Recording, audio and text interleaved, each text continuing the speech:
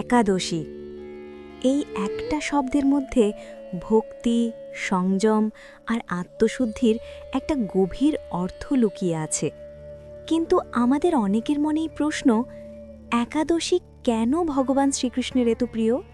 এটা কি শুধু না খাওয়ার দিন, নাকি এর পিছনে আছে আরও বড় কিছু? চলুন খুব সহজ ভাষায় এই প্রশ্নের উত্তরটা বুঝে নিই। ভগবান শ্রীকৃষ্ণ বলেন, মানুষের সবচেয়ে বড় শত্রু হল তার নিজের মন আর ইন্দ্রিয়। আমরা যা খাই, যা দেখি, যা ভাবি, সব কিছুই মনকে প্রভাবিত করে।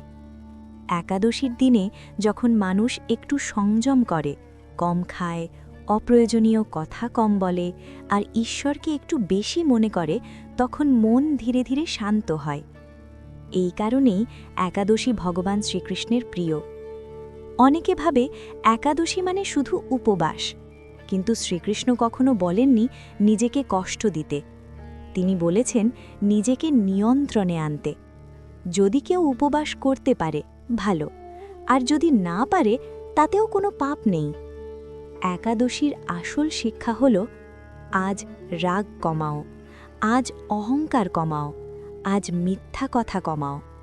এই সংযমটাই ভগবান শ্রীকৃষ্ণের কাছে সবচেয়ে প্রিয়।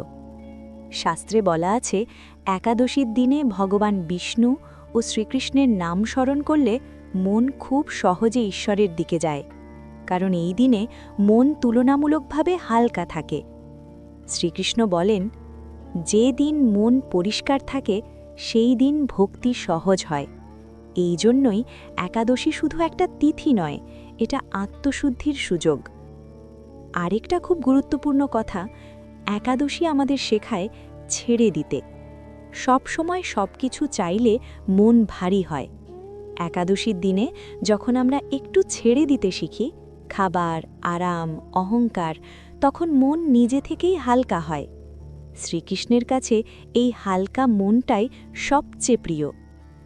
আজ যদি তুমি একাদশী পালন করো, মন দিয়ে করো, আর যদি নাও করো, তবুও এই শিক্ষাটা মনে রেখো, একাদশী মানে শরীরকে নয়, মনকে উপবাস দেওয়া।